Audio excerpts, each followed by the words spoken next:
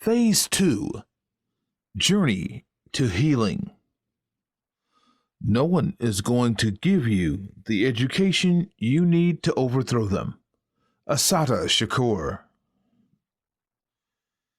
Healing and empowerment require more than touting the glorious achievements of African kingdoms or the pioneering work of Black professionals. There is enough evidence to prove that simply reclaiming past glories, while helpful, draws drastically short of addressing a far deeper and entrenched problem. A healthy racial identity void of inner conflicts requires a concentrative plan of action that uses a new code of thought, language, and behavior. We have to recondition the false self or the bruised and fractured self. I have identified social and psychological problems besetting our communities, most of which revolve around an identity crisis. Notably, the problems experienced on the continent are different to those in the diaspora. What psychoanalysis has taught me is the importance of first identifying the source of our problems. Just as a popular adage says, a problem identified is already half solved. I believe identifying our problem ultimately holds the key to our redemption.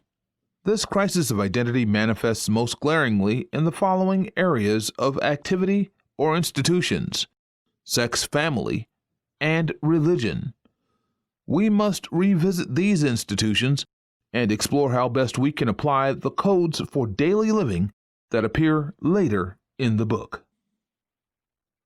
Destructive behaviors such as underage sex, abortion, drug abuse, gang membership, and parental absenteeism are not necessarily due to poverty or negligent political policies, but something far deeper, especially a maladaptive behavioral pattern rooted in the past.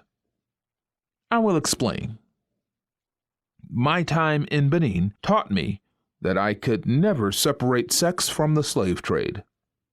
Research on plantation culture showed that sex continued to play a substantive role in everyday life. The rape and sexual humiliation of male slaves was common.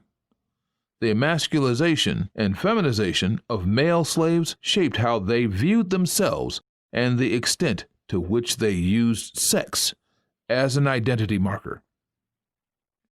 Economically and socially brutalized after slavery, the black male sought relevance in other ways. He identified with sexual prowess and virility.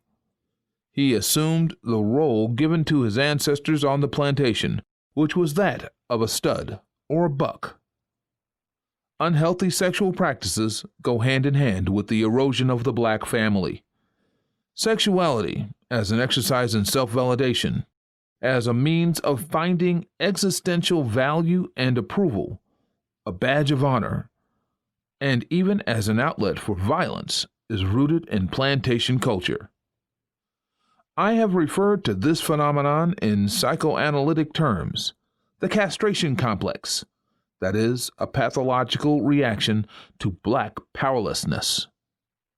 The slave trade and slavery literally and symbolically castrated the black male imago.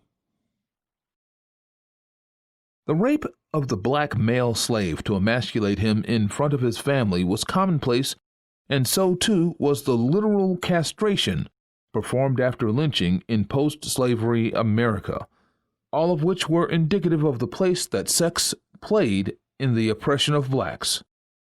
The fear of black male white copulation is so frighteningly real that the mere acknowledgement of a white woman could lead to lynching and even pogroms, as seen in the total destruction of a thriving black community in Tulsa, Oklahoma.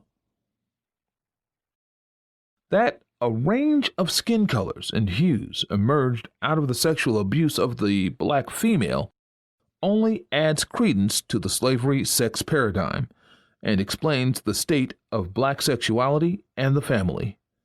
Philandering, single-parent families, parental absenteeism, erosion of the black male relevance, disproportional male incarceration, Matrilineal family structures, coupled with economic neglect, racial pandering, and the harsh realities of racism, has only exacerbated the identity crisis.